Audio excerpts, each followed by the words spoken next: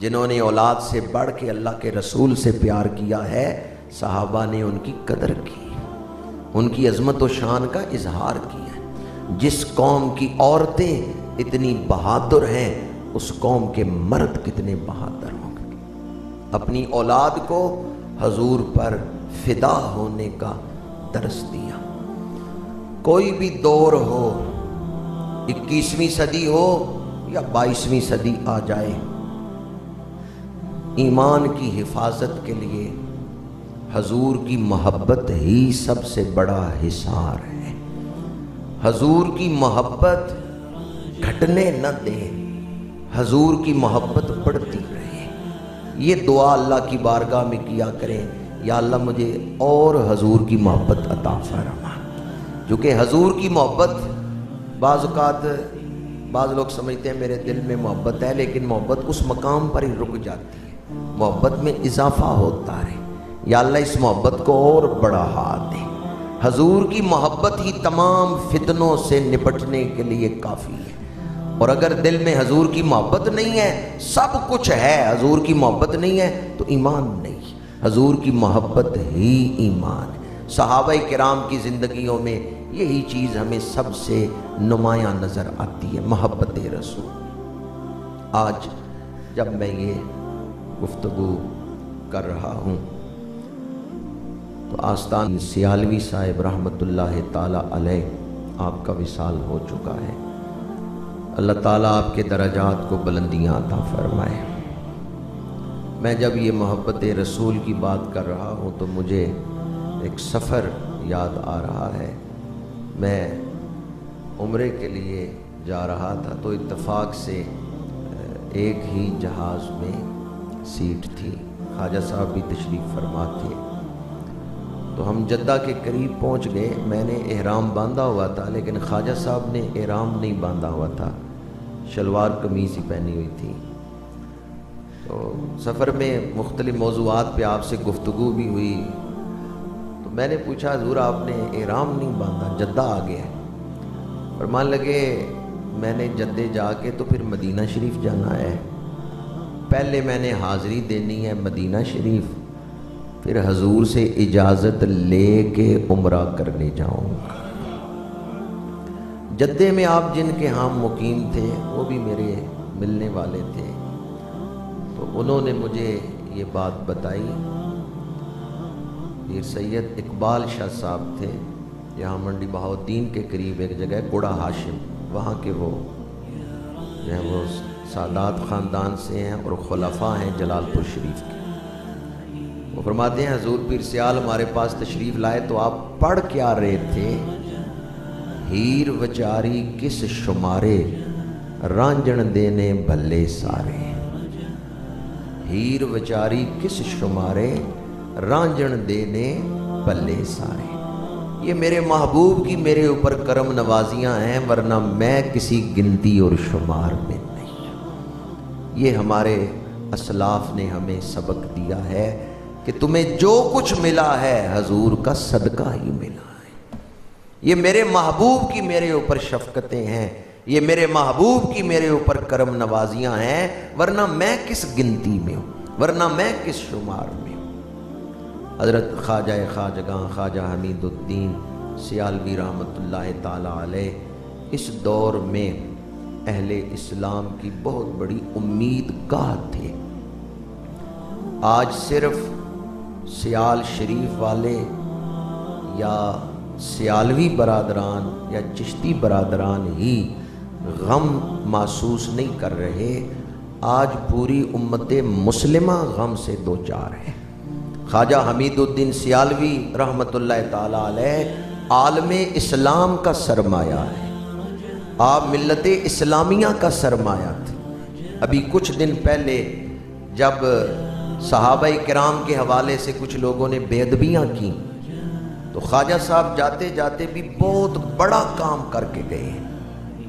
اپنے وصال تک احقاق حق اور ابطال باطل کے لیے وہ کوشاں رہے ہیں۔ علیل تھے، بیمار تھے، لیکن انہوں نے اپنے تمام خلفاء کو بلایا، تحریر لکھی کہ سیال شریف والوں کا عقیدہ کیا ہے، پھر تمام خلفاء کے دستخط کروائے کہ اپنے اپنے آستانوں پہ جا کے یہ عقیدہ اپنے مریدوں کو پڑھانا ہے، سمجھانا ہے۔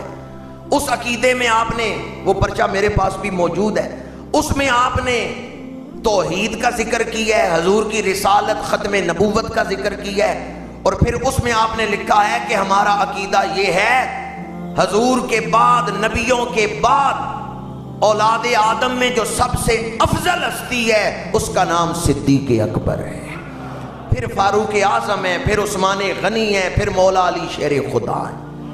یہ ترتیب آپ نے لکھی ہے اس میں۔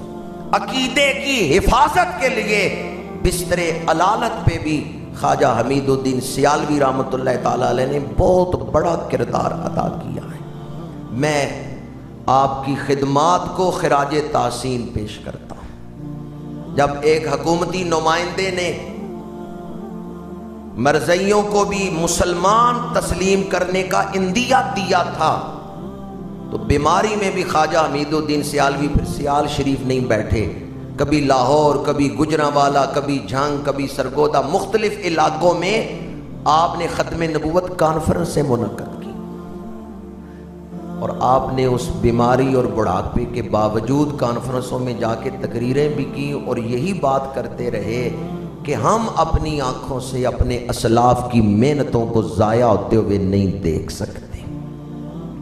پھر حکومت نے معافی مانگی، اس وزیر کی سرزنش کی، اور وہ اندیہ انہوں نے واپس لیا کہ ہمارا کوئی ایسا ارادہ نہیں تھا۔ حضور پیر سیال اپنے اسلاف کی ملت اسلامیہ کی امانتوں کے امین تھے۔ آج صرف سیالوی برادران یا چشتی برادران ہی اپنے دلوں میں غم نہیں محسوس کر رہے، آج ہم سب اپنے دلوں میں غم محسوس کر رہے ہیں۔ حضرت خواجہ حمید الدین سیالوی رحمۃ اللہ تعالی علیہ نے ایک آخری وصیت کی ہے۔ کچھ دن پہلے آپ ایک جلسے میں تشریف لے گئے تو اس میں تقریر کرتے ہوئے آپ نے فرمایا کہ کوئی پتہ نہیں ملاقات ہو نہ ہو، آئندہ میں تمہارے شہر میں آؤں نہ آؤں، پر میری ایک آخری وصیت ہے، میری ایک نصیحت ہے، میری ایک تلقین ہے، اور میری ایک عرض ہے۔ یہ آپ نے لفظ بولے، اس کو یاد رکھنا۔ لوگ سارے ہمتن متوجہ ہیں کہ آپ کیا وصیت کرنے لگے ہیں۔ فرمایا اپنی نظروں کو پاک رکھنا۔ کسی کے گھر جاؤ تو اس کی بیٹی کو اپنی بیٹی سمجھنا، اس کی بہن کو اپنی بہن سمجھنا، کسی کی عزت کو تار تار نہ کرنا۔ خواجہ صاحب نے یہ وصیت فرمائی ہے جو آخری جلسوں میں آپ تشریف لے گئے۔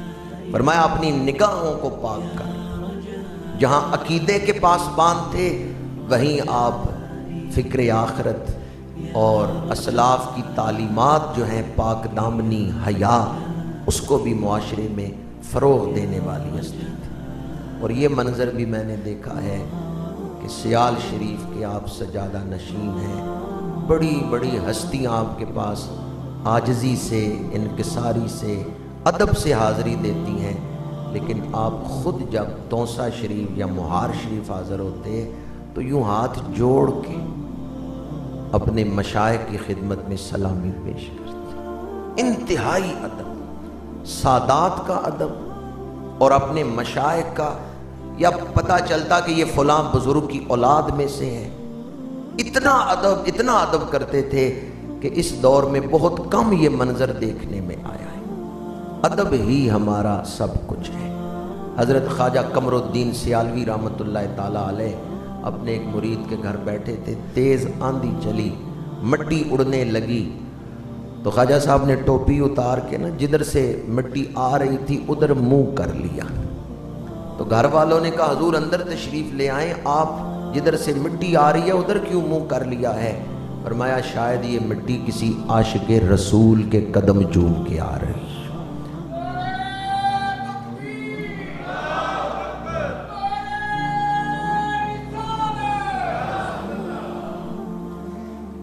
نماز جمعۃ المبارک کے بعد انشاءاللہ العزیز ہم اصال ثواب بھی کریں گے۔ اس دور میں بہت ساری ہستیوں سے ہم محروم ہوئے۔ حضرت لالا جی صاحب شاہ عبد الحق رحمۃ اللہ تعالی علیہ گولڑا شریف، تاجدار چورا شریف حضرت قبلہ پیر محمد کبیر علی شاہ صاحب رحمۃ اللہ تعالیٰ علیہ، حضرت علامہ غلام محمد سیالوی صاحب، حضرت علامہ عبدالتواب صدیقی صاحب، بہت سارے مشائخ بزرگ علماء داغ مفارقت دے گئے۔ اللہ تعالیٰ جانے والوں کے درجات بلند کرے، ان کے مشن سے ہمیں وفا کی توفیق عطا فرمائے، ان کے دیے ہوئے سبق یاد رکھنے کی توفیق عطا فرمائے۔ وما علینا